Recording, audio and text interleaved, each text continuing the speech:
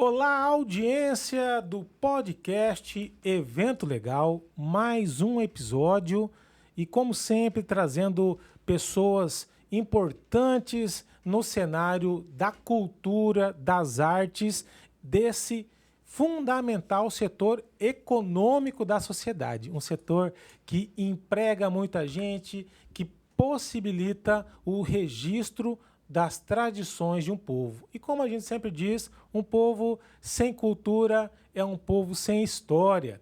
E nós estaremos hoje aqui com um convidado que vive esse paradigma de mostrar para a sociedade, através da sua arte, a cultura através da tela. Mas daqui a pouquinho ele será apresentado. Eu sou o Joeverton Silva de Jesus, conhecido como Dr. Joey, apelido carinhoso que os amigos me conhecem. E você já é considerado como amigo, fica à vontade. O podcast Evento Legal é mais um projeto gerido pela Cor de Mato, Central das Organizações do Estado de Mato Grosso, graças ao fundamental apoio do Estado de Mato Grosso através da Secretaria de Estado de Cultura, Esporte e Lazer, a quem registro os nossos sinceros agradecimentos. Sem perder tempo, passo a palavra para minha parceira de bancada, vai conduzir comigo esse bate-papo, Aline Coelho. Seja bem-vinda. Tudo bem com você? Tudo bem, melhor agora, doutor. Muito obrigada, doutor Joey. Olá, eu sou a Aline Coelho, jornalista, assessora de comunicação do terceiro setor e assessora de imprensa aqui de comunicação aqui na Cor de Mato.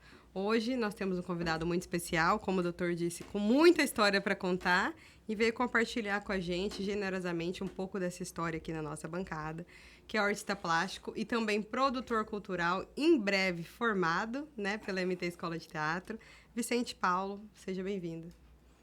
Obrigado, é um prazer, quero agradecer a vocês, ao Joey, ao Johnny, pelo convite, é um prazer estar aqui com vocês.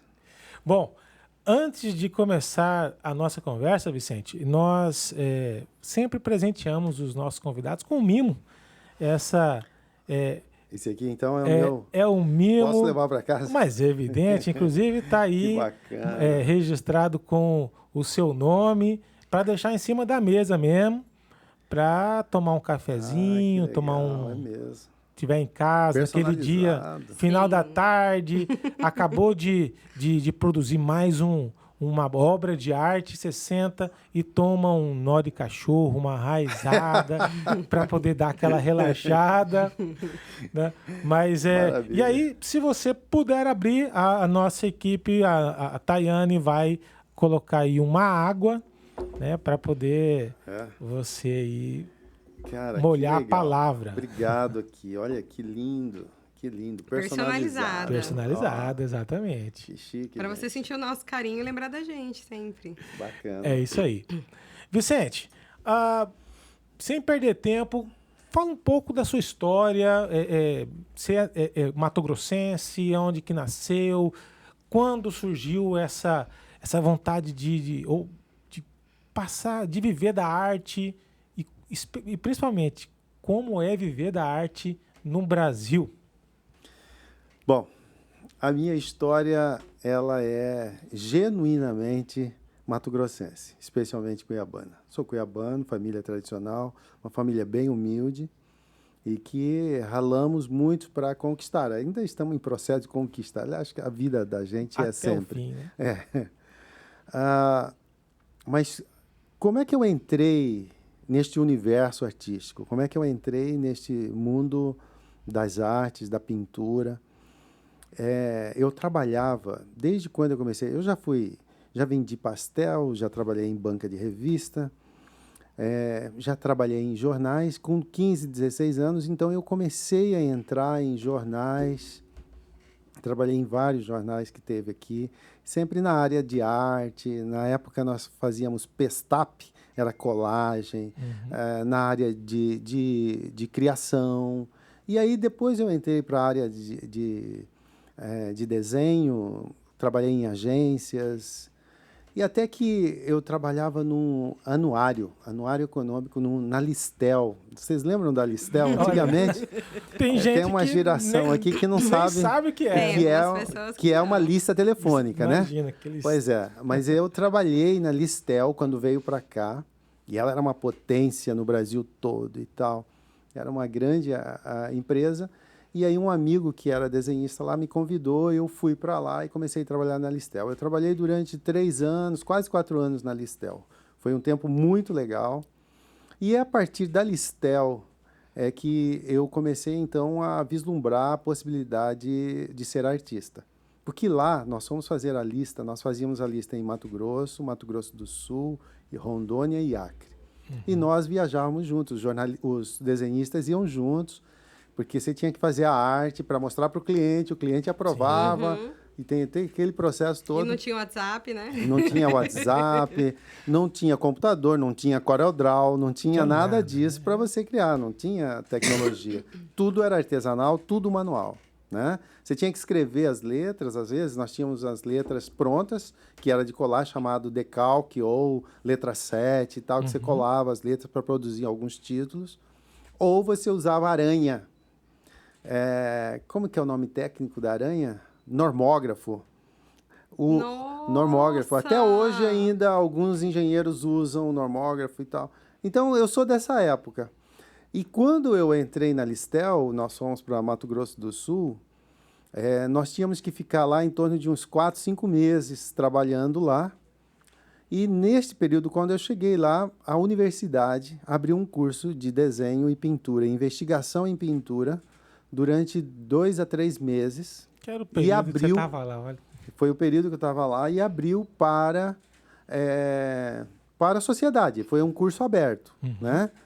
E alguém descobriu e convidou nós éramos uns 4 desenhistas, mais ou menos. E aí convidou nós para participar desse curso. Eu falei, eu topo. E todos toparam. Vamos fazer, era à noite, sempre trabalhava de dia, né? À noite vamos fazer. Beleza, os 4 entraram. E quando eu entrei nesse curso, eu lembro até hoje, chegou lá o professor, amassa papel. Aí pegava uma folha de papel, um A3, assim, amassava o papel. Desamassa o papel. Aí desamassava. Amassa, desamassa. O que você está vendo aí? Uai, estou vendo papel amassado. Não, mas aí tem mais coisa, tenta descobrir e tal. E assim começou essa trilha na área da arte. E começamos a descobrir que a arte não era só a cópia, que a arte não era só você fazer aquilo que já existia, porque até então, especialmente na área da propaganda, o que a gente fazia na propaganda era só aquilo que já existia. Repetir. Uma receita pronta. Exatamente. Né? Então, você fazia as coisas tudo certo. Se você fizer alguma coisa abstrata, alguma coisa... Aquilo ali não era um absurdo. Tinha que ser a codificação, né? O cliente tinha que olhar e entender. Era um absurdo aquilo. Então, foi a partir daquilo ali que a gente começou, especialmente eu, a minha mente começou a se abrir para a arte. Para você ter uma ideia, na segunda semana... Nós éramos 4 desenhistas. Na segunda semana, um não aguentou. Na quarta semana, o outro também desistiu. Enfim, foram desistindo e só ficou eu até o final do curso. E foi ali que eu comecei a aprender algumas técnicas e aprendi a entender um pouco melhor o universo das artes, que não era só cópia, mas que a nossa imaginação, nossa criação, nossa criatividade, o processo criativo, ele é importante e é isso que faz transformar uma pintura, uma escultura em arte de fato, né? E quando eu voltei para Cuiabá, então eu comecei a pintar, até que em 88 eu decidia, os meus colegas diziam, pô, cara, você tem uns trabalhos bacana, legal, né? Um pouco assim, meio... Porque estava já um pouquinho fora do tradicional, mas você podia mostrar para alguém que entendesse e tal. E foi então que eu apresentei na época, Wilson Gavaldão, Wilson Gavaldão foi um cara que criou o curso de arte na universidade. Ele foi um dos fundadores do coral da UFMT. Hoje ele vive no Rio Grande do Sul. E ele era o diretor, porque não existia ainda a Secretaria de Cultura, era só diretoria no município. E nem no Estado. O Estado era a Fundação Cultural. E aí eu mostrei para ele, e uma outra secretária que trabalhava com ele, a Célia, e eles então se apaixonaram, acharam muito legal meus trabalhos, falaram, vamos fazer uma exposição aqui. E aí foi então que a gente se planejou, se programou, se organizou, e em 88 eu fiz a minha primeira exposição. Foi assim que começou a minha vida na área das artes. Nesse momento, o Vicente já vivia exclusivamente da arte ou ainda tinha que revezar, como dizem, né? Tava trabalhando e fazendo arte. Fazendo arte. Eu trabalho e faço arte. Então, esse conceito que hoje nós precisamos mudar, né? Porque o cara que produz, que desenvolve um trabalho artístico, ele também é um profissional. Sim. Nas diversas áreas da cultura. Na literatura, na música, no teatro, na dança, nas artes visuais, no audiovisual, na cultura popular. Quer dizer, nas áreas da cultura, o indivíduo se torna um profissional daquela área. Então, é preciso que a sociedade entenda isso. Muito bem. Boa pergunta que você me fez. Até então, eu trabalhava, sempre tive um trabalho fixo, né? Nessas agências, CLT, tal. Assinava carteira, eu trabalhava ou em jornal ou numa agência de propaganda. E continuei a pintar, sempre pintando. E não deixei de ter um trabalho fixo, um trabalho formal, mas sempre pintando. E aí, quando eu tinha um tempo, eu fazia, pintava, e de 88 até 93, eu sempre tive um trabalho formal e fiz várias exposições. Então, naquela época, nós não tínhamos muitos espaços, quase nada. Então, eu fiz exposição na Caixa Econômica, que tinha um espaçozinho lá. Eu fiz exposição na UFMT, eu fiz exposição em alguns lugares, em restaurantes e tal, que tinha espaço, eu ia fazendo. Tava lá. Eu fazia. Até que em 93, 94, tinha um espaço na Pedro Celestino, um espaço cultural chamado Casa 300, e tinha uns amigos que dividiam esse espaço lá, está lá abandonado até hoje, um casarão abandonado, e a gente pagava, fazia tipo um condomíniozinho, e cada um pagava um pouco para pagar o aluguel da casa, que era enorme. E aí um amigo me convidou para fazer parte daquele espaço e ter um espaçozinho, montar um ateliê. E eu fiquei naquela dúvida toda, mas eu tentei.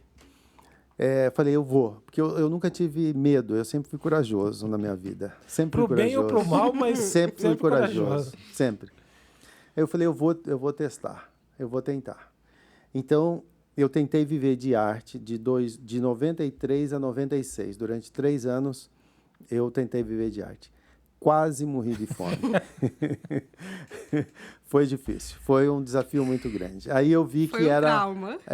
Foi um trauma. E aí eu vi que não dava para viver só da arte. Então eu continuei, voltei para o trabalho secular, para aquele trabalho formal, mas não deixei de pintar. E continuei pintando. E sempre as oportunidades que eu tinha, eu fazia exposições e assim fui caminhando. Você fez uma pergunta no início, eu já vou continuar nessa resposta. Quando você decidiu, de fato, de que a arte era o meu caminho, que a pintura, que as artes visuais seriam o meu caminho. Em 2001, quando a gente criou, inclusive, a A20, a nossa associação, eu criei uma associação de artistas plásticos, que eu sou presidente até hoje. E em 2000, eu me lembro no governo, o prefeito estava entrando o Wilson Santos, 2002, 2003, estava entrando o Wilson Santos. E eu decidi, então, naquela época, que a arte seria o meu futuro, porque eu gostava, eu era apaixonado. Eu falei, eu vou viver disso, porque eu acho que isso me dá prazer. Então, foi então que eu comecei a me dedicar na área da cultura. Sim. De 99, eu comecei a me envolver com as questões políticas. Eu sempre fui aguerrido, sempre batalhando pelo setor. Aí nós criamos fórum de cultura, ajudamos a criar conselhos, Sim. transformar a secretaria em fundação em secretaria, né? As leis, né? A primeira lei, Hermes de Abreu, lei de fomento. Então a gente começou a lutar para o segmento. E aí foi então que eu decidi. Aí foi então que eu decidi. Quando eu fui para a faculdade, eu fui fazer artes lá na Unic em 2003. Eu falei, vai ser a minha vida, esse vai ser o meu universo e a minha aposentadoria. E foi então que eu decidi, de fato, me dedicar a essa área. O que não significa que você não possa fazer outros trabalhos, mas tendo como a estrutura dorsal essa atuação. A bem da verdade é que eu sempre tive um outro tipo de trabalho. Eu nunca desde de 90, da triste experiência de 93, eu nunca deixei de ter um outro tipo de trabalho. Já fui professor, em várias áreas, né? Hoje mesmo eu trabalho com projetos, dou assessoria, consultoria na área na educação, mas a arte, a cultura é a minha fonte maior, é uma fonte principal de recurso e de sobrevivência. Mas isso que você fala é importante que a gente entender, né? Nós, empreendedores do terceiro setor, da cultura, a gente não se limita, eu acho que até por começar a trabalhar e aparecer tantas possibilidades, né? Como um leque de possibilidades, que você enxerga a necessidade. Você, enquanto artista, né? Começou, não era uma questão de qualidade da sua arte, era uma questão de conhecimento, de possibilidades, de representatividade política que não existia, e você criou, né, ajudou a criar, auxiliou a criar esse cenário de representatividade, que a partir do momento que tem alguém lá pensando políticas, né, criando toda essa estrutura, é possível, né, para todos, né, criar oportunidade para todos, né, e disseminar e democratizar essas oportunidades. Então, realmente, assim, é uma construção histórica, mas é importante pensar do ponto de vista do empreendedor, né? Que você fez esse caminho, você viu a sua arte, conseguiu enxergar que aquilo lá poderia ser um trabalho e tentou. Mas, muitas vezes, não vendo todas as possibilidades e potencialidades que você foi vivenciando depois, né? Como produtor cultural, como consultor, como as oportunidades de negócio que o seu conhecimento te possibilitou nesse caminho. E foi essa caminhada que você foi fazendo. E cada vez adquirindo mais conhecimento. Foi sentar na cadeira, né? Foi ser um acadêmico depois de anos produzindo artes plásticas, foi ser um acadêmico de artes plásticas. E agora, depois de 3 décadas como produtor cultural também, foi sentar na cadeira de novo, voltou para a cadeira da academia e foi estudar de novo, porque empreender também é isso, né? Uma busca incessante por conhecimento, porque a gente entende que sempre vai ter alguma coisa nova, né? Claro. Nunca, as novidades sempre vão estar acontecendo. Ela falou sobre cadeira novamente, é porque eu estou fazendo a produção cultural. Nós temos na escola de teatro, a MT Escola de Teatro, ela forma você não tão somente, porque, aliás, é importante esclarecer isso, né? Se você vai fazer a faculdade na MT Escola de Teatro, ela não te forma somente como ator. Como né? ator. Existem mais outros segmentos que você pode se formar, né? Como dramaturgo, como direção, sonoplastia, iluminação e também como produtor cultural. Então, eu decidi fazer ano passado, né? Do ano retrasado para o ano passado, a gente decidiu fazer o vestibular e estou fazendo. Esse ano a gente termina, porque são só 2 anos. E como passa tecnólogo, muito rápido, né? como tecnólogo em produção cultural, que é a área que eu trabalho já há alguns anos. Você levantou uma questão que eu queria até enfatizar aqui, importante. Eu falo, até fazendo um recorte para a música, que tem lá a Ordem dos Músicos do Brasil e sempre, talvez eu não sei se eu posso usar com propriedade essa palavra, mas ele sofre uma dificuldade que é a briga por dizer quem é músico profissional e quem é músico prático. Aquele cara que tem um dom, que desenvolve, que é bom músico, ou às vezes nem é tão bom músico, mas que como é uma forma de arte, ele tem total liberdade de ir em qualquer lugar, pegar um instrumento dele e sair tocando e cantando, mostrando para quem ele quiser a sua arte. E aí eu concordo que uma instituição não pode limitar que as pessoas, como forma de mostrar a sua arte, possa fazê-lo independente de ter uma carteira, um vínculo profissional. Né? Perfeito. Na advocacia é diferente, mas para arte eu entendo que quem vive da arte pode livremente fazer como bem entender. Mas isso também traz um aspecto negativo, porque a grande maioria da sociedade entende que a arte é lazer, que quem vive da arte, às vezes a pessoa vê um quadro pintado e fala assim, esse cara deve ter um feito hobby, né? isso aí como hobby. E aí quando você fala, você deixou muito claro que até hoje está se capacitando, buscando conhecimento, e esse conhecimento ele vai agregando a sua vivência, a sua experiência para transformar você num artista melhor, mais completo, alguém que tenha uma autonomia, o que não significa que você possa fazer parcerias, mas que você sabe o que você está fazendo. Isso é uma dificuldade, Vicente? Você percebe isso? Hoje, você que já tem uma história aí, já de algumas décadas, né? E não estou dizendo que você é velho, você só é experiente. Né? Mas essa experiência, essa maturidade, hoje a sociedade já enxerga de uma forma diferente do que foi no passado. O que você sente da sociedade? Joey, é o seguinte, no segmento da cultura, você disse uma coisa bem dita, você não limita as instituições criadas, ou organizações, ou associações, elas não limitam a criação do indivíduo. Existem áreas que é necessário para você executar como profissional. Mas, especialmente na área da cultura, na área das artes, é difícil de você limitar alguém para trabalhar a sua criatividade. Pois bem, a música, por exemplo, você tem no segmento da música, que é um leque de opções, que você tem ritmos, você tem do popular ao erudito, quer dizer, enfim, você tem aí um universo. Sim. Né?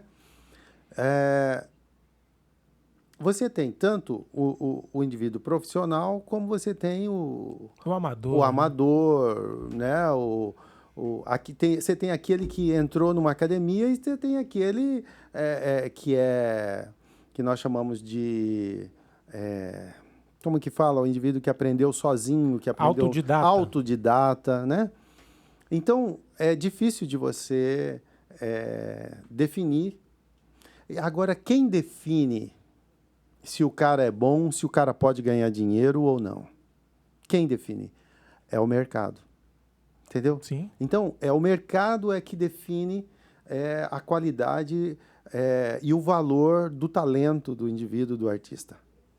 Então, nas artes visuais não é diferente. Não é diferente. Então, o mercado que decide, que define. Às vezes eu tenho uma amiga que ela fala com muita clareza, ela sempre fala isso, fala, olha, a gente produz. Ela fala isso para as artes plásticas, mas isso serve para todos os segmentos da arte. A gente produz muita coisa boa, mas também produzimos muita merda, né? Sim. E tem gente que não tem essa autoavaliação, essa autocrítica, e que às vezes faz merda achando que é um bom produto, né? E vende. Não, e o pior é que tem público para tudo, né? Para tudo. Inclusive para algumas coisas. Para tudo. Por isso que eu digo que quem define é o mercado. Sim. Quem define as coisas boas ou não. Um produto bom ou não. É o mercado que decide, né? São as pessoas que decidem isso. Então, nas artes plásticas, ela não é diferente. Então, nas artes plásticas, você tem um artista profissional... Não é um artista profissional. Você tem um artista que produz um bom produto, ou não. E quem decide o valor deste produto é o próprio mercado. Entendeu? Claro. E a bem da verdade é que esta regra, ela serve para o mundo todo. Para o mundo todo, não é só aqui, né? Então, quando você tem uma instituição, ela serve às vezes para te definir algumas questões legais, né? Então, por exemplo, a Ordem dos Músicos é mais uma questão legal, mas ela não consegue. Aliás, já até tentaram inibir, tentaram proibir e tal, mas isso não funciona. Sim. No mercado. Na prática, sim. Na prática não funciona. Você inibir o talento de um autoritarismo já fere um princípio básico da liberdade, né? Exatamente. Então, nas artes visuais não é diferente. Nas artes visuais é assim que funciona também. Então, você tem no mercado muita coisa boa que tem o seu valor, né? Mas também tem muita porcaria. E também... Mas também tem mercado para ela. E é sempre relativo, né? Às vezes tem algo que eu olho e falo assim, cara, que coisa horrível. Não, mas vai ter alguém que vai falar assim, que gosta. Nossa, que lindo. Eu tinha um professor que dizia o seguinte, nem tudo que é belo é arte. E nem tudo que é arte é belo. É belo. Perfeito. Aliás, é muito pelo contrário, né? Às vezes, a arte mesmo, nem sempre ela é bela. Sim. Né? Visualmente falando, você olha... Porque a maioria das pessoas, está acostumado com o convencional, né? Então, o artista pinta uma paisagem, tal. Então, aquilo é mais... Agora, quando você tem talento, pode ser uma paisagem, pode ser um abstrato, pode ser o que for, que a gente consegue perceber arte naquilo. Então, isso não só nas artes plásticas, mas nas artes visuais, mas em qualquer área. O mercado hoje, falando de mercado como profissional, ele hoje está mais aberto, é mais fácil você... A internet, ela potencializou, né? Você falou aqui que quando começou, era tudo... na mão, as dificuldades. Manual, tudo artesanal. Hoje em dia você consegue publicar, às vezes divulgar o seu trabalho pelo um WhatsApp ou por um Instagram que está no mundo inteiro. Isso facilita para quem vive da arte também. Você consegue hoje negociar as suas obras também por esses canais? Sim, certamente. O advento da tecnologia, da internet, das redes sociais... mudou a humanidade. Mudou a humanidade em todas as áreas. Em todas as áreas.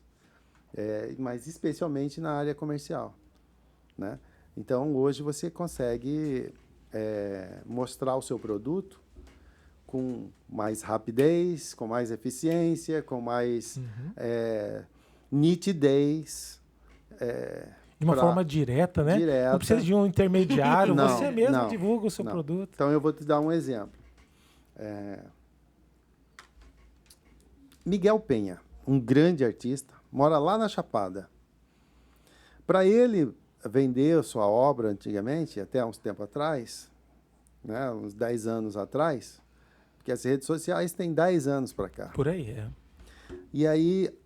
Antes disso, ele tinha que pegar umas obras, ligar para alguém, ou se alguém se interessasse, a pessoa tinha que ir lá no ateliê dele para ver, ou ele tinha que pegar as obras, mandar para ele, para dar uma olhada e tudo mais. Hoje não, ele não precisa sair do seu ateliê para mostrar a sua obra, não só para esse indivíduo que está interessado aqui, mas para qualquer lugar do mundo. Ele pode tudo virtualmente.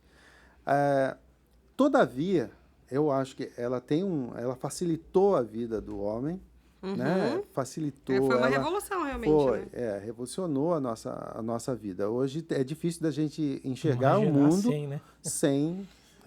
Isso aqui parece que é parte do nosso corpo. É uma extensão nossa, né? Parece que é uma extensão. Todavia, já dizia um criador, ele dizia o seguinte: nada supera o talento. Nada supera o talento. E o talento, a gente consegue enxergar ele pessoalmente. Então, uma coisa é eu olhar uma obra de arte virtualmente. Outra coisa é eu vê-lo pessoalmente. Tem uma coisa até do sensorial, né? de tocar, de sentir, Ver às vezes até o texturas, cheiro né? da tinta, né? Exatamente.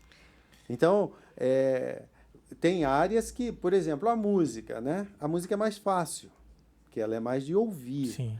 Então, você consegue ouvir uma música, olha, o que você acha dessa música? Você consegue ouvir arranjos, dissonantes, etc., né? O cara que entende, ele consegue definir ali, escolher ou não.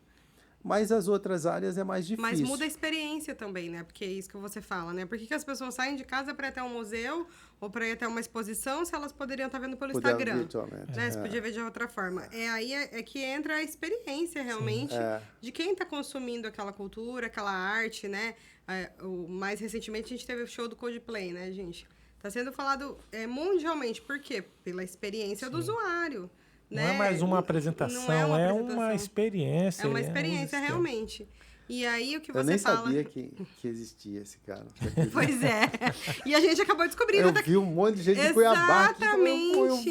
Uma turma, postando foto que tava lá no show. A expectativa já era alta, exatamente. A expectativa já era alta, mas foi superada pela experiência do usuário, né? E é isso que, quando a gente fala em revolução... É muito mais do que uma rede social, uma internet, uma informação, né? Um excesso de informação que ninguém aguenta mais, receber mensagem, receber link, receber spam, receber grupo. 1 milhão de grupos. Exatamente, mas trouxe essas tecnologias e até não sei se você já teve contato, que agora a gente está estudando cada vez mais, né? Nos capacitando para compartilhar o conhecimento que nós temos com outras entidades. A gente estava estudando sobre inteligência artificial. Não sei se você já teve contato com inteligência artificial na arte. E, gente, eu fiquei muito assustada. Eu achei muito assustador, porque também do ponto de vista do produtor, de quem produz arte... A gente está conversando aqui, daqui a pouco vem propaganda sobre esses temas. Sim, com certeza. Não, capta a nossa conversa. Certeza. Isso Você vê como que é. Mas eu não sei se vocês chegaram a ver até uma pessoa da nossa equipe, né, o Paulo, que ele tem muito contato, nós temos outras pessoas da comunicação, mas foi ele que teve paciência de me mostrar e eu ficava chocada. Ele escrevia assim, crianças, não sei o que lá. E aí formava a imagem digitalmente. E é uma coisa que é estranha de você pensar. Ninguém desenhou, ninguém fotografou, aquilo lá não é ninguém, porque aquelas pessoas não existem, mas a imagem existe. Com base nas palavras, ele palavras. criar uma imagem, né? E assim, os direitos autorais daquela imagem é de quem? Da onde? Porque a inteligência artificial, ela captou dentro de um banco de dados mundial, uma arte talvez do Vicente, né? Capturou aquilo ali para formar uma imagem básica da maneira que eu solicitei. Mas aí, de quem que é o direito autoral daquela imagem? É minha? É do Vicente? É da inteligência artificial? Né? E a gente está indo para esse patamar. A gente está numa outra revolução, né? Estamos vendo acontecer, né? Tá aí a olhos vistos mais um momento histórico para a gente. A filosofia vai ter que se debruçar para poder... Aliás, o Congresso está votando, né? Votou ontem, estão votando sobre essas questões das limitações e dos direitos... As questões éticas, né? De como... de direitos autorais. Na área da informática. Da... Inteligência artificial. Não. Da tecnologia. Sim. Ai, fugiu o nome. Chat GPT? É o chat, mas é a lei do... A lei da censura. Eles chamam de censura. Fake news. Eu falei isso agora há pouco. Que tá do fake news no pacote. A regulamentação da mídia. A regulamentação das redes sociais. Quase não sai. Isso, quase, gente. Teve que juntar 3 aqui, hein? Ô, Vicente, e você que faz parte dessas lutas de defesa da cultura já, também há bons anos, o próprio fórum, que é um ambiente de debate, né? Normalmente, muita coisa nasce dali, que são os fazedores mesmo da cultura. Hoje, o poder público já tem um olhar diferenciado. A gente vive também ao entorno dessa área. A gente percebe que o poder público, especialmente aqui no Estado, ele, nos últimos anos, entendeu a importância, tem criado mais editais, e a gente vê, inclusive, que o alcance desses editais tem ido mais longe, com a tecnologia, pessoas de municípios que normalmente não conseguiam alcançar, hoje conseguem alcançar. É importante para quem vive da cultura, e aí eu diria até mais, acho que a música ela tem uma acessibilidade à sociedade um pouco mais fácil. O cara que é músico, ele vai num bar, num restaurante, numa lanchonete, num show, talvez seja mais fácil para ele do que quem vive de artes visuais, de artes plásticas, né? Porque precisa ter um espaço preparado, tem que ter vontade, às vezes, de quem tem o espaço ceder, tem interesses, né? E aqui não interesse do ponto de vista negativo, mas interesse para a gente fazer uma parceria, tem que haver um interesse. Por que eu vou expor as obras do Vicente? Porque eu vou atrair público para um espaço que eu tenho, ele vai expor, vai poder negociar as suas obras, mas eu também vou movimentar o meu espaço. Ou seja, é sempre uma troca de interesses. Claro, né? claro. E a cultura como política pública, ela é fundamental para a sobrevivência da cultura? Essa seria uma afirmação correta? Qual que é a sua visão sobre isso? Certamente, certamente. O recurso público é fundamental para a sua sobrevivência. Todavia, o artista consegue sobreviver também sem o recurso. Sim. Então, tem que ser apenas um fomento, né? Ela tem que ser um Exatamente, fomento. a questão é não sobreviver, né, gente? A questão ela potencializar. Não dá para você depender 100%, e a gente conhece muita gente que depende 100% do recurso público.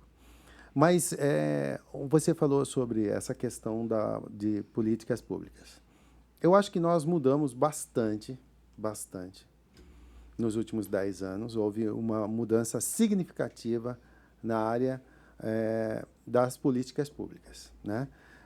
Primeiro, que com os ajustes das leis, então nós temos a 8666, a 3019, que são leis que ajudam que ajudavam na movimentação. Hoje elas tiveram mais ajustes nas prestações de contas, então com as suas exigências diminuiu consideravelmente aqueles fakes, como é que eu diria?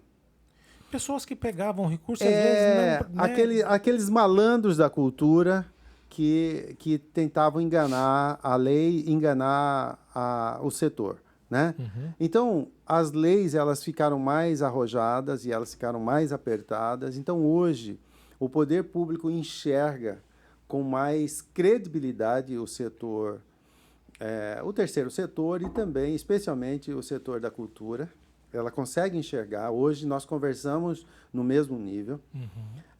O artista, hoje, está ciente da necessidade dele estudar, dele se profissionalizar, dele se preparar para desenvolver o seu trabalho, a sua profissão. Uhum. Então, quando ele pensa num dinheiro, num recurso público, ele sabe que não é só ir lá pegar o dinheiro, mas ele tem ele sabe que tem que ter um compromisso de prestar conta, e não é só prestar, mas prestar conta de maneira correta, de maneira certa. Então, hoje, nesses últimos tempos, nós tivemos esta evolução, a gente cresceu bastante nessa área. Então, o terceiro setor tem se fortalecido porque as ONGs, as OS, têm desenvolvido a sua função de maneira com mais propriedade. Então, quando você vê um exemplo, vamos colocar aí 3 equipamentos culturais que é cedido pelo Estado para gerenciar. Você tem o Cine Teatro, você tem o Museu de História Natural e o Museu de Arte Sacra, que são gerenciados pelo terceiro setor. Então, veja que são os únicos equipamentos que desenvolvem um trabalho bem feito, bem organizado, e que a sociedade gosta, que a sociedade visita, que a sociedade tem prazer em. Então, você vê exemplos que funcionam, que hoje conseguem funcionar, e o Estado consegue entender isso, né? Consegue entender. Então, assim, nós amadurecemos bastante. Sim. Tanto a área pública quanto quanto o setor artístico. Então, hoje, quando a gente fala sobre recurso público, a gente está falando sobre quer emendas, quer edital, seja o que for. Hoje a gente fala com seriedade e como uma coisa que é A preocupação com o interesse público. uma preocupação com aquilo. E entendeu? foram situações que convergiram, né? Que você traz, né? Foi uma mudança de mentalidade, né, da própria classe para se enxergar enquanto empresários, né? Porque não basta ser bom, ser ótimo, como você... Não tenho dúvida que você era lá desde 93, né? Desde o ano fatídico. Mas você... Foi acontecendo, né, esse amadurecimento, essa mudança de mentalidade e também do setor público de olhar, ter um outro olhar, né? Que o problema não é executar o trabalho, né? O problema é que tem muitas outras fases que são necessárias. Se me permite, Aline, a gente teve a oportunidade de conversar aqui, inclusive com o seu... ai, meu Deus, da Desenvolve MT, que infelizmente faleceu. Jair agora. Marques. Jair Amigo Marques. do Vicente. Grande amigo. E assim, a gente teve a oportunidade de conhecê-lo aqui. Uma pessoa... Pensa uma pessoa pra cima era o seu Jair. Cara, a gente... E a alegria Meu dele... amigo pessoal, conheço ele, é da minha igreja, há mais de 40 anos. Olha a gente só, é amigo. cara. Tanto Olha ele isso. quanto a família dele, todos os meus amigos. E ele me veio na memória porque a gente falava sobre essa questão da importância de se capacitar, de se profissionalizar, porque na conversa com ele falava, cara, tem recurso, nunca teve tanto recurso alocado. Tudo bem que a Desenvolve MT ela tem uma função de fomentar instituições, emprestar dinheiro para que elas devolvam. É diferente do que a gente fala na cultura, né? Mas na cultura também, para o terceiro setor também, as entidades que estão se profissionalizando, que fazem uma boa gestão do recurso público, elas estão conseguindo acessar cada vez mais recurso público. E não é dizer que o Estado não tem competência para realizar políticas públicas. É simplesmente entender que ninguém melhor do que o Vicente Paulo, lá na região onde ele, de repente, nasceu, onde ele vive, de repente, desenvolver um projeto de ensinar as pessoas que vivem na região, no bairro dele, a, de repente, dali sair novos artistas. Outra coisa interessante, não queria interromper, mas já interrompendo, como dizia Jô Soares, você falou uma palavra interessante sobre a descentralização. Eu acho que isso também tem evoluído pra caramba. Então, nos últimos anos, essa descentralização da cultura, ela tem facilitado e tem o alcance do recurso público tem chegado a pessoas que viviam à mercê, né? Então, hoje, os municípios têm acesso aos recursos com mais facilidade, né? Só não pega um recurso público aquele município que não quer mesmo, que não tem... Né? E nós tivemos, inclusive, experiência ano retrasado com a Lei Aldir Blanc. Município né? que não quis. Teve municípios, né? Foi distribuído 50 milhões aí, quase 50. Não, foram 25 milhões entre os municípios. E teve município que não vou pegar, não quero, não me interessa. Né? Aí, 500 mil para o município para desenvolver em editais, tal, 1 milhão. Não quis. Mas o acesso tem sido efetivo. Isso tanto por lei federal como por lei editais estaduais. Sim. Então, isso facilita, mas é preciso se profissionalizar, é preciso se organizar enquanto sociedade, enquanto produção, enquanto artista, porque o produto da cultura ele precisa mover, ele precisa estar girando, né? Que é uma economia que é fantástica. Aliás, a gente até hoje não sabe exatamente. Mato Grosso, a gente não sabe quanto nós movimentamos. Nós precisamos dessa informação, e isso é uma tarefa da CECEL, mas que até hoje a gente ainda não sabe exatamente quanto. Já tiveram algumas iniciativas, já tiveram, mapa, me lembro até da plataforma que criaram e tal, mas não evoluem para que a gente tenha uns dados reais da nossa economia. Nós temos o projeto chamado Estado Amanhã, que no primeiro ciclo fez uma pesquisa em parceria, inclusive, com a UFMT, com o Núcleo de Pesquisa Econômica e Social, a professora Carla. E a dificuldade que ela, com os pesquisadores, enfrentavam, como foi bem no período da pandemia, ela ligava para prefeituras, né? E aí as prefeituras, elas não têm dados coletados, elas não sabem quantos eventos acontecem no município. Exatamente. Quando muito, os eventos, os maiores ou os médios e grandes eventos que pagam ali ao alvará para realizar o evento, às vezes eles já têm até alguns dados, mas eles não sabem quantos eventos acontecem, não sabem quantas pessoas vivem de cultura. Ou seja, e aí a dificuldade. E quem tem os dados, às vezes tem dificuldade de compartilhar, porque fala assim, quem quer saber? Por que quer saber? Será que está querendo me fiscalizar? Será que estão querendo... sabe? É o medo de... Será que se eu abrir as informações, não vão... o Ministério Público não vai vir aqui? É aquele terror. Então, assim, são paradigmas que também a gente precisa quebrar na sociedade. Precisa quebrar. E isso verdade. É importante, porque para quem... As pessoas normalmente vê um evento acontecendo, vê uma exposição, mas não sabe tudo que está por trás disso.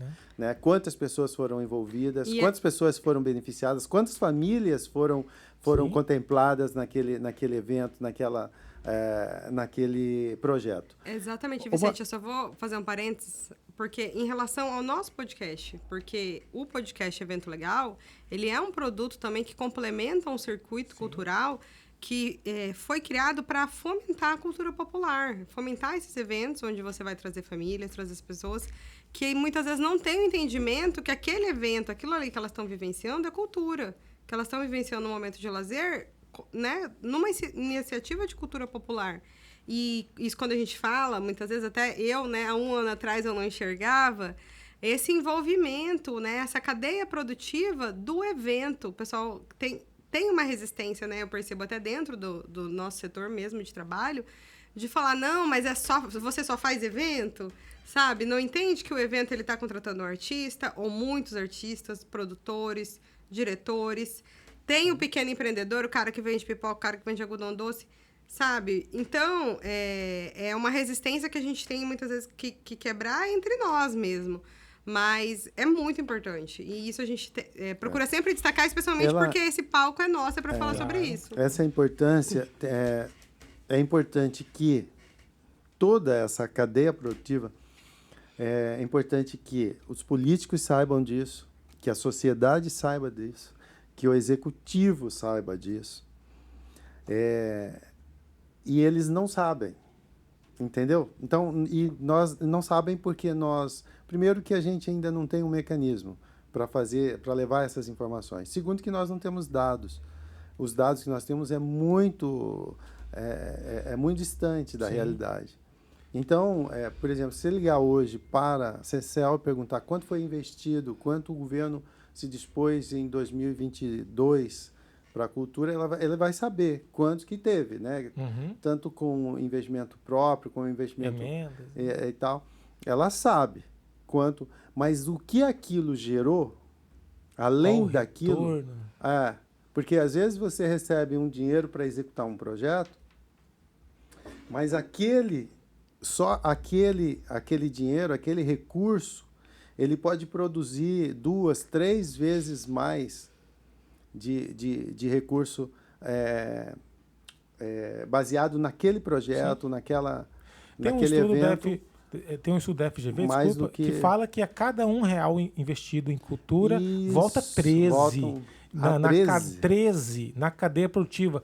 Tributos, e movimenta tudo, né? Movimenta tudo. No caso de evento propriamente, movimenta a rede hoteleira, restaurantes, lanchonetes, postos de combustível, loja, tudo. É muito comum cidades do interior, quando levam um evento que tem um show, acaba combustível nos postos, não tem hospedagem para todo mundo. Acaba até água, né? Não tem hospedagem, não tem tudo. A cidade toda vira um... Exatamente. E aí, eu sempre exemplifico, nós tivemos, nem era evento, era um congresso que houve em Guarantã, ano passado, nós tivemos lá, e aí não tinha hotel em Guarantã, nós tivemos que ficar hospedados em Matupá. Pois é. Então, mas, assim, enfim, nós estamos bem, estamos indo bem, porque ainda bem que vamos colocar o Estado. Ainda bem que nós temos um governador que tem uma visão boa, e nós temos os secretários indicados que estiveram aí, o Alain, o Jefferson, né, o Jean, o Beto, todos eles têm uma leitura boa sobre a cultura e lutam, batalham para que haja mais investimentos. Agora, e quando você pega um gestor que não tem leitura nenhuma, que é limitado, que acha que a cultura é uma coisa que não tem... Né? E aí eu vou aqui citar publicamente que eu acho que a Prefeitura de Cuiabá, por exemplo, uma capital como a nossa, e a leitura que eles têm da cultura é muito pequena, o investimento é muito pequeno, não existe uma política pública definida em várias áreas, coisas que a gente precisaria, assim, a gente não tem. Então, isso deixa a gente triste, mas é uma realidade. É uma realidade. Então, é preciso que, primeiro, o segmento também se mobilize para que isso reverta, né? E nós temos um problema sério aqui, né? E aí a gente fala de fórum, a gente fala do segmento cultural nosso aqui em Mato Grosso, a gente fica só preocupado com o Estado. Não, quando fala em prefeituras, ou especialmente da nossa capital, ninguém fala nada, ninguém sabe. Mas eu acho que a gente precisa se mobilizar para o município. Vou dar alguns exemplos para vocês. O município de Cuiabá. Nós não temos um único teatro municipal, não existe. Nós não temos uma galeria de arte. Não existe uma galeria de arte numa capital como Cuiabá. Nós não temos uma escola de arte, né? Você não tem uma escola que possa ensinar um mínimo de artes plásticas ou uma música, né? Ou então um programa de literatura, de leitura. Você não tem nada, absolutamente. E quando você fala em equipamentos, nós temos um ou dois equipamentos que funcionam de fato. Um é o MISC, equipamentos culturais. Sim. O MISC, que tem um valente lá, que segura a barra, né? Sim, que é o Cristóvão. Verdade. Que é o Cristóvão, que segura. E basicamente é isso. Você não tem nada que possa dizer, não, Cuiabá está, pelo menos nesta área, Cuiabá é exemplo. Você não tem nada disso. E por que não tem? Por falta de vontade política, de leitura, de visão política sobre a área da cultura, né? Então, isso às vezes é triste, sim, mas é realidade. E eu acho que a mensagem disso é que talvez a própria classe precise rever também, né? Porque, e aí, quando eu citei o seu Jair Marques, foi até por causa disso. Ele dizia assim, tem muito recurso, faltam bons projetos. Bons projetos. Na verdade, esta frase ela é mundial. Sim, tem tudo, né? Ela é universal. Isso que eu ia falar, eu vi, inclusive, essa semana isso. Então, eu acho que é isso, de fazer esse trabalho. Inclusive, esse podcast ele vem um pouco nessa vertente, né? Agora, essa semana, na semana que a gente está gravando esse podcast aqui, porque a internet agora eterniza as informações, né? Mas na semana que a gente gravava, eu vi ainda um site divulgando que nos primeiros meses de 2023, acho que 20 e poucos municípios, 27 municípios, está o melhor juízo, já movimentaram quase 10 milhões de reais em eventos. E aí, a chamada da matéria era pão e circo. Municípios gastam 10 milhões em eventos no estado de Mato Grosso. Pois é. E aí a gente precisa quebrar esse paradigma da sociedade, desse senso comum de achar que quem vive da cultura está tomando dinheiro público e que esse dinheiro está indo para o bolso de algumas pessoas, alguns espertalhões que estão vivendo. Gente, é um setor econômico. E olha, e não sou eu, não. Pesquisem aí no Google. O PIB movimentado pelo setor, pelo terceiro setor e pela cultura movimenta mais dinheiro do que muitos segmentos da indústria no Brasil. Gera emprego, mais emprego do que muitos segmentos econômicos no Brasil formais. Então, a cultura, o terceiro setor, não é gente que está ali pendurado no Estado, não. É gente que também, como Trabalha, extensão do profissional. Estado, trabalha, gera emprego, gera impostos, movimenta a cadeia produtiva. transforma a cadeia a econômica, realidade. E transforma a realidade. E mais, exatamente o que a Aline disse agora. A cultura transforma vidas. Assim como o futebol tem a possibilidade de transformar uma pessoa que nasceu lá com muita vulnerabilidade em uma pessoa, um ícone mundial, a arte também. E independente de ser famoso, a arte tira a pessoa de ambientes de violência, de exposição a coisas que não são tão boas, enfim. Então, a Ela arte transforma a vida. Ela das transforma, vidas. com Ele certeza. é um instrumento de transformação. E essa provocação do Vicente, eu acho totalmente necessária, porque eu mesmo nunca tinha, até esse momento, não tinha parado para pensar, né? Que Cuiabá não tem uma galeria própria, não tem um segmento que fala, nós estamos investindo. Por quê? Além, claro, da vontade política, nós estamos trabalhando muito. Eu imagino que o Vicente esteja trabalhando muito, aqui na Cor de Mato nós estamos trabalhando muito, está todo mundo trabalhando muito. E muitas vezes a gente não consegue parar quando você está sobrecarregado, né? Como que você vai parar para pensar, para ter um pensamento crítico, para fazer um questionamento e até se questionar, né? E aceitar que E às vezes se pôr para ajudar, né? Para assim, gente, sim, vamos lá, vamos como fazer. que a gente pode ajudar a mudar No tempo que eu não tenho sobrando, vamos juntos, E sabe né? o pior da história? O pior dessa história, vamos colocar o exemplo de Cuiabá, não é a falta de recurso, a falta de vontade e de um bom projeto. Você está entendendo? Uhum. Porque se você fizer um bom projeto para a criação de uma galeria de arte para Cuiabá, você tem iniciativa privada, você tem governo federal, você tem emendas, você tem aí um leque é só botar debaixo. Por que eu sei fazer isso, você sabe fazer isso, e a prefeitura de Cuiabá não sabe fazer isso? Eu até ele tem recurso, às vezes, internacional para apoiar essas ações, né? Faltam bons projetos. Gente, então você que está aí, olha, e assim, hoje as oportunidades de capacitação são infinitas. Tem a IMT, Escola de Teatro, tem instituições privadas, públicas que disponibilizam. A internet oferece um monte de capacitação. Inclusive com conteúdo nosso. Então tem gente que às vezes está perdido aí, não sabe o que fazer, vai se capacitar. O Vicente falou que várias vezes, o Vicente está aí com mais de 35 anos de idade, um jovem senhor, e está estudando, gente. Ele não está estudando porque um dia ele falou assim, eu não estou fazendo nada, vou estudar.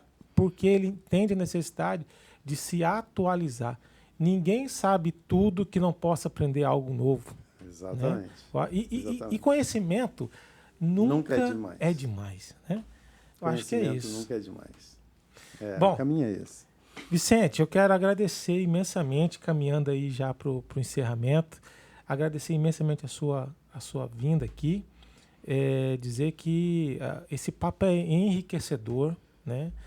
Parabenizá-lo pela sua arte. E antes de qualquer coisa, diga quais os canais para quem quer encontrar as obras do Vicente Paulo, quem quer comprar lá um quadro que não é só uma mera reprodução. Isso você pode fazer em qualquer gráfica expressa. É uma obra de arte que tem um sentimento que vai junto.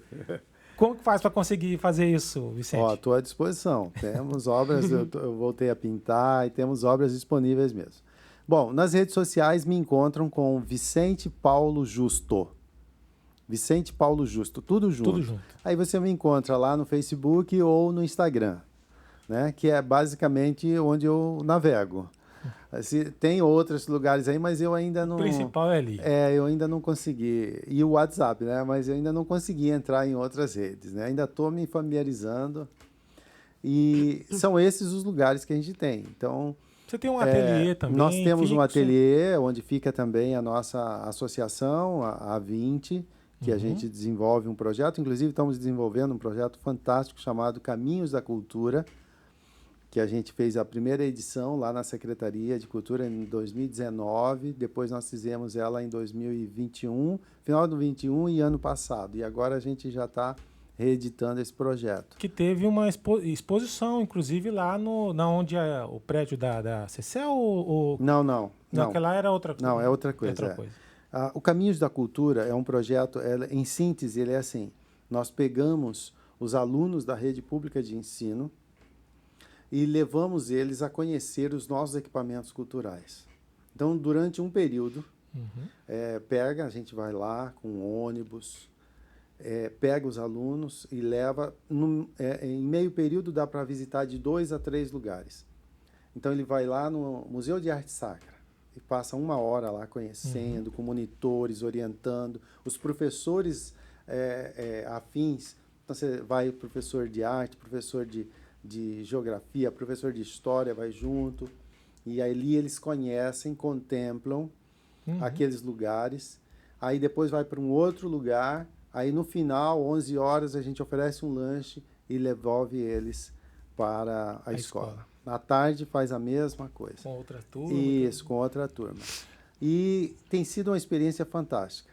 Nós temos, inclusive, pesquisa lá da CECEL, que a maioria das visitas que nós temos nos nossos equipamentos, porque às vezes o governo investe às vezes você tem um projeto fantástico, investe uma grana num projeto e não tem público. E não vai gente para ver e tal. E com esse projeto, nós temos depoimentos dos gestores desses equipamentos que dobraram o número de visitantes. Sim. Mais aquela 50%. Criança depois vai levar o pai, né, a mãe. Então, você tem essa vertente, que é o lado dos equipamentos e da movimentação dentro desses equipamentos. E aí você tem o outro lado, que é exatamente esse indivíduo, essa criança, adolescente, jovem, que nunca entrou. Vocês não têm ideia de ver a cara dessa gurizada quando eles se deparam com aqueles... Sabe, olhar que não era pra ele, né? aquela, por exemplo, um fóssil, um osso de 25 milhões de anos, e, sabe, quando ele entra numa galeria e vê aquelas obras, assim, nunca ele entrou num lugar como esse.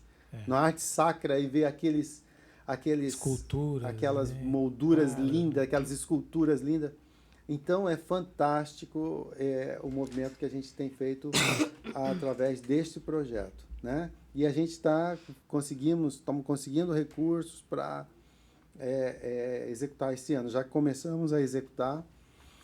E nós ficamos ali na Coronel Escolástico, onde é a nossa sede, né, ao lado da Polícia Judiciária. E aí também é o nosso ateliê por lá. Então é isso. Recebe visita, quem quiser ir lá quem conhecer. Quiser, é só ligar para a gente e que a gente está... Quer deixar o telefone também? O número do meu telefone é 49999985840. Muito bem. Aí, só não encontra quem não quiser. Né? Aline. Vou me despedir. Por favor. Agradecer você, Dr. Joey, mais uma vez, muito generoso aqui na nossa companhia aqui. Agradecer ao Vicente. Olha, foi uma alegria te conhecer hoje. Legal. E também eu sou muito amigo do seu pai. Pois é. Ronaldo Pacheco, grande amigo de longas datas, já até trabalhamos juntos no Jornal do Dia. É uma pessoa muito Ele especial. É um grande amigo, muito querido no nosso meio. Pois é, o Vicente, nós tivemos a oportunidade de conversar um pouco aqui antes de começar, foi uma troca muito bacana. A gente sempre sai mais rico, né, do que quando a gente entrou nos nossos bate-papos, mas hoje realmente foi muito especial. Muito obrigada, Vicente, pela sua participação. Eu que agradeço. Muito obrigada quem nos acompanhou até aqui, né, doutor? Claro. E agora é hora de se despedir. Não, mas, Vicente, você quer mandar um abraço para alguém? Não, eu só quero agradecer, agradecer o convite, um prazer estar aqui com vocês, foi muito legal, eu acho que a gente aprendeu um pouquinho mais, né, aprendi um pouco com vocês, talvez vocês comigo. E eu acho que o caminho é esse mesmo. Eu acho que instrumentos como esses, veículos como esses, ajudam a levar um pouquinho mais da nossa arte, da nossa cultura, das pessoas a se despertar, né, ouvindo esse bate-papo, a se despertar para alguns paradigmas, quebrar paradigmas e entender como funciona o universo da cultura em nosso estado. Então, eu só parabenizo vocês por esse projeto chamado Evento Legal, né? Que é muito legal mesmo, muito jóia. Então, agradeço a você, Joey, a Aline, ao Johnny Everson, um grande amigo, parceiro nosso, e muito obrigado pelo convite. Vicente, nós quem agradecemos, o espaço está aberto, quando você tiver aí uma uma mostra, quando você for apresentar os seus projetos, manda para a gente. Se quiser voltar, nós estamos aqui à disposição.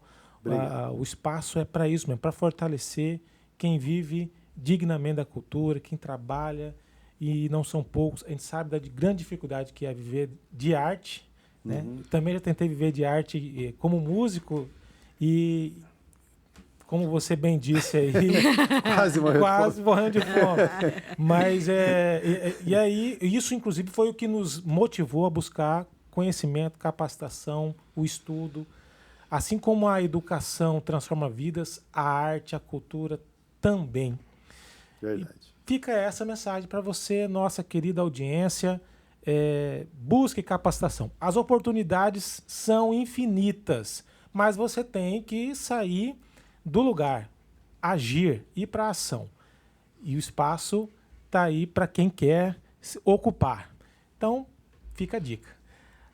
A Estado do Amanhã, a Evento Legal, ou o podcast Evento Legal, é um projeto gerido pela Central das Organizações do Estado de Mato Grosso, a Cor de Mato, uma associação sem fins lucrativos, e só é possível a sua realização graças ao fundamental apoio do Estado de Mato Grosso, através da Secretaria de Estado de Cultura, Esporte e Lazer, e por isso, incansavelmente, agradecemos o Estado de Mato Grosso, a CECEL, através do secretário Jefferson, toda a sua equipe, enfim.